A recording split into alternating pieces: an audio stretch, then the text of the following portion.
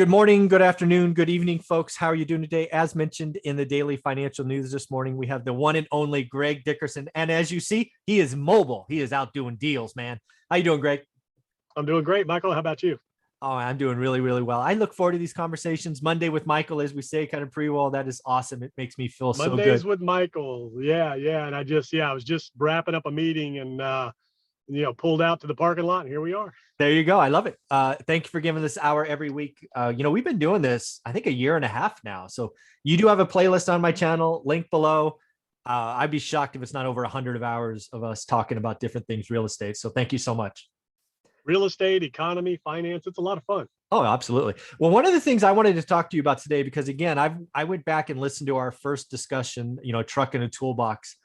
And, one of the things that you did is you built homes. Now they were spec homes on the water and all of that, but still you're a builder. I've never built anything. I'm actually in the very early stages of building an ADU right now. But I think we have a housing crisis, depending on who you talk to or watch, right? There's somewhere between 1 million and 6 million units we haven't built the last decade, right? Because the builders kind of pulled back pretty hard. We obviously have an affordability crisis, which seems to be getting worse, meaning less and less people can afford the average home. So there's a lot going on. As a builder, do you see it as a housing crisis? What are your thoughts when you hear housing crisis? What does that mean to you? Depends on who you're talking to, because there's always two sides to every story. And Yeah. if you bought a house in the last 3 to 5 or even 7 to 10 years, you're doing pretty darn good right now. Because actually, if we go back 10 years, what is this, 2021, 2011? So, housing bottomed, after 2009, 10. So 11, 12 started picking back up. We finally got back to 0405 levels, probably 2017, 18. So yeah, if you've bought anytime after 2009, let's just say 2010 on, you've done extremely well. Your house has gone up probably 50% in some areas. And in the last, 3 years, you've gone up 20 to 30%. So there's no crisis there for those people. Yeah. Now, if you're a buyer and you're trying to get a house and you're getting beat out by multiple bids, multiple offers. I just helped one of my closest friends buy a house over the weekend. I don't do like general real estate, but I helped my mom with her house and her neighbor. And now I'm helping my friend, and he was with 7 offers, and we ended up winning the bid because of the way we presented the offer and everything. And now he's going to sell his house, and same thing. So from that standpoint, from a buying perspective, you're paying all-time highs. Mm-hmm. There's very competitive. There's limited inventory, but the interest rates are so cheap. I mean, you're still sub 3% for a 30-year mortgage. Yeah. It's kind of so. I think when you say housing crisis, that means that there's a lack of affordability in housing for the average individual, mm-hmm. school teacher, firefighter, police officer, and your hourly workers, service workers, individuals like that. In a lot of areas, there's even lack of rental mm-hmm. Housing in a lot of areas as well. So there is an issue of affordability. There's an issue of, inventory. And, you have to qualify for a mortgage nowadays versus, 2008, pre-2009, it was a little easier. Nowadays, it's more difficult. You got to have that down payment. You got to qualify.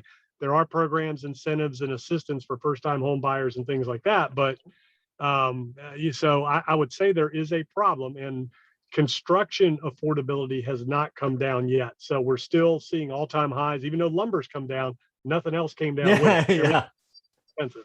Yeah, so I love talking to you because you're a builder. You took raw land and made something. It's just it's a part of the market I've never done, and it's going to be an experience to go through the first time for sure. The one thing I wanted to ask you about is, construction costs are building something is expensive. Well, we're not only talking the raw material, right? The lumber, the copper, the pipes, all of that, but just the permitting. The drawings, like for example, I'm trying to build an ADU on a lot in California, which is supposed to be easy to do now. So far, I spent $1,500 getting a site plan created and ultimately getting approved by the city. So we got the thumbs up. Now it looks like I might be spending somewhere between $6,000 and $10,000 getting the architectural drawing and going through that whole process. Again, never done this. Don't know if that's expensive or not.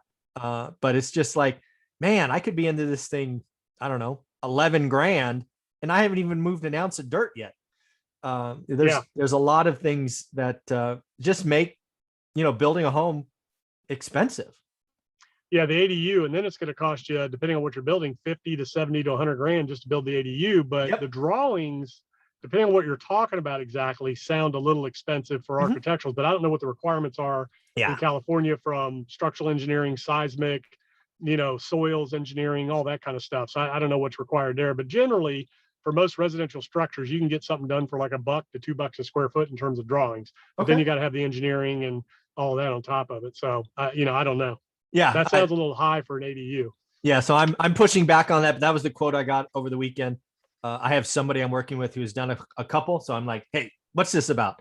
So just to close that out, so people may ask me, it's a 1,250 square foot, which is the maximum size for an ADU. It actually fits on the land. It's a 3-bedroom, 2-bath house, right? Freestanding house. So that's what ultimately we be built. But yeah, so $2,500 for drawings, maybe another 1,000 for engineering. Your civil site work, plans and all that are probably $1,500 surveys and all the stuff you're going to need there. So yeah, you probably spend 5 to 7,500. okay. Anything above that sounds a little high. Okay. Well, thank you for that. I will let you know, and I will push back because my expert said so. But really, Just get some quotes. yeah, I'm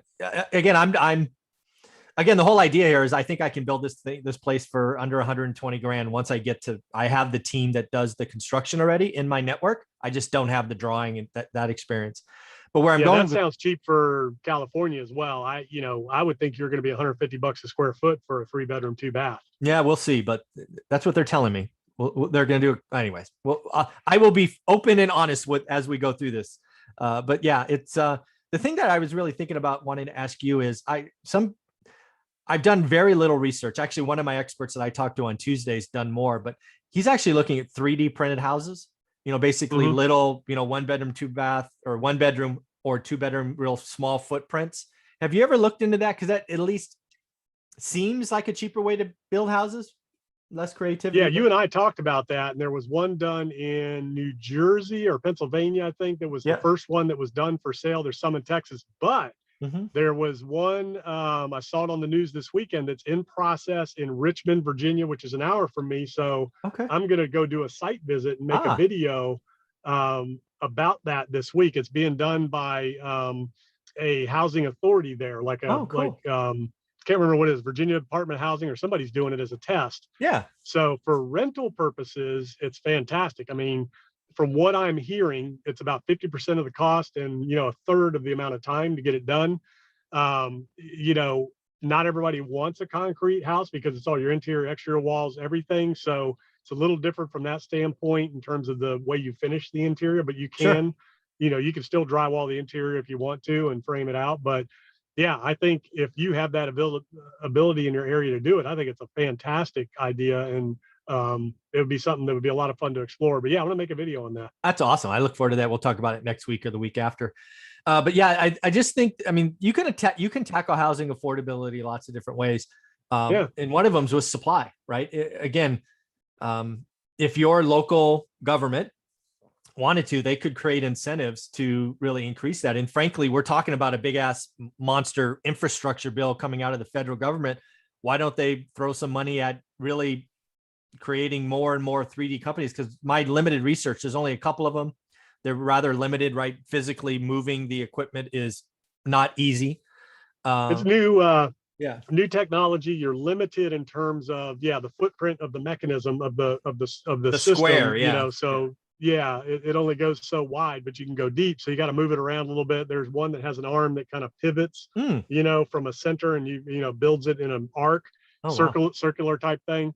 It doesn't build a circular house, but the arm swings so it can draw whatever in that 360-degree radius. But so entitlement is a big issue. So permit cost, impact fees, all that kind of stuff is out of control in a lot of areas. And I mean, if you're trying to build an affordable house for a couple $100,000, that could be 10, 15, 20 grand just for permitting in some areas. Yeah, that's what I was trying to get to. That work can get expensive. Yeah. And then the issues that you've got with 3D printed houses in California specifically is seismic, your earthquake and your structural. In other areas, it's wind loads, but concrete usually satisfies it. So there's engineering in process. There's a couple of companies out west that are doing it. So I think you can find more information on that. And then to infrastructure. So in that plan, one of the big issues, we're going to talk about inflation, I think, on another video, is that's going to create even more pressure Yeah. on construction materials, You think, concrete, yeah. steel, all of the materials that go into that for infrastructure. I mean, if you all of a sudden go out and spend, I don't even know what they're looking at now, but let's say you spend $500 billion on, roads and bridges, and that's concrete, steel, this, that, and the other, that all of a sudden, is going to put an even, pressured supply chain, put even more pressure on it. And we have issues in the supply chain with the, the new COVID variant that's popping up in a lot of countries that are creating supply chain issues. The Delta variant, it's starting to pop up in this country. So we're not done with the pandemic yet. And, a lot of people in this country haven't been vaccinated. But we've got a lot of pain coming with that Delta variant still. Oh man. Yeah, it's this year's not over. We're not behind this. But that's really where I wanted to get to with the housing crisis, right? I really, because people use that tagline and you really got to scratch what they're talking about, right? There's the supply side is just too expensive to build affordable homes. I think there are engineering and smart people trying to tackle that. I think we could push more money and, more resources that direction, i.e. 3D homes or whatever the next version of that is. And then it's the affordability. So for me as a builder that has looked at this issue over the years, yes, I think 3D printed homes are the solution because the data's there. They're building these houses nice in a matter of, a fraction of the time, quarter to a third of the time it takes for traditional construction. It's coming in at half the cost. You're eliminating all of the labor involved in drilling out studs and all that for running your mechanicals because you're putting in chases for everything to go through in the walls. So I think that is the best solution because it's the technology is getting better. And literally what you're doing is you're setting up an iPad on site. You're printing out a 1,200 square foot house in a couple of days. Literally, It's two guys with this rig. Takes them a couple of days, and then your trades come in behind you. The roofs are still, wood at this point, which eventually that'll all be concrete as well. But it's better for the environment. It's fireproof, windproof. There's just so many advantages to concrete over, traditional wood framing. Systems built houses, modular homes, manufactured homes, things like that.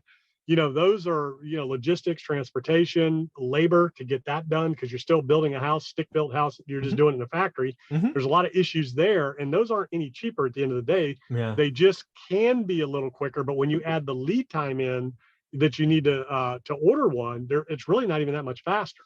Wow. And then the other angle of a housing crisis is affordability. And that's something that's been important to me because it's really told me when to get in and get out of markets. But when you think of an owner occupant, having, to get into a market that's getting less and less affordable, we need more housing. We need cheaper housing, right? The affordable housing stock is going away. Wall Street now has identified affordable homes as a great way to make money, right? They're chasing yield. So when I look at housing affordability, it should be the kind of the number one thing we think about for the next decade or so. I mean, we have the technology. We need more, right? Again, I was listening to Lennar CEO talk about, the industry being somewhere between 1 million and 6 million short of single family homes. There are ways around it. We just need to decide and go that direction, I think. Yeah, and we need more labor. So right now, builders, you can't build fast enough because you can't get the labor. You can't get the help. The supply chain is still constrained. That's going to change. That will open back up. But then, once the supply chain is open back up, you still don't have the labor because, the number one problem I hear from subcontractors out there is a lot of the, older guys are retiring. They have nobody coming up behind them. The small plumbing shops, the small HVAC shops, the small framing crews, those guys are aging out and there's nobody coming up behind them. Wow. We now with the immigration, stance that the United States has taken, we've shut that door off and we're really, deporting people and all that. I mean, that was a big part of the construction labor force that now is gone. So, it's really difficult right now. And for anybody watching, I tell you, you can do really well as a trades contractor in the mechanical trades, plumbing, HVAC, electrical, those things. And, construction is cyclical. So that's a problem where people, you may be out of work in 6 months if construction market changes and things like that. But if you're a trades contractor like that, there's always work because it's maintenance calls, service calls, things like that. So, I mean, you can make a couple $100,000 a year as a small owner operated trades contractor. A lot of people don't realize that. Wow. And, you need the training, you need the skills, but your average plumber, electrician, HVAC that owns their own company, they're making at least 200,000 or more a year. Wow. Framing contractors, drywall contractors, painters, you can make a couple $100,000 a year as a painting contractor, roofing contractor, and not have a huge operation, just a small crew or two. That's totally doable. So, but people just don't want to do it. They don't want to go into the trades. And I don't know why, other than maybe they want more tech jobs. And, as we, get more advanced from a technology standpoint, there's more jobs, more opportunities there. But it's really interesting times. Yeah, this has been a great conversation. Yes. And topic number 2, we are going to talk about Fed and inflation. I look forward to that. How can people get a part of your world? Yep, GregDickerson.com. All of my info is there. I have a YouTube channel. Just look up Greg Dickerson on YouTube. I should pop up me and a sportscaster. That's probably the only 2 things you're going to see. That's great. You got to follow Mr. Greg Dickerson. He's doing a lot of great stuff out there. Thanks, buddy. All righty.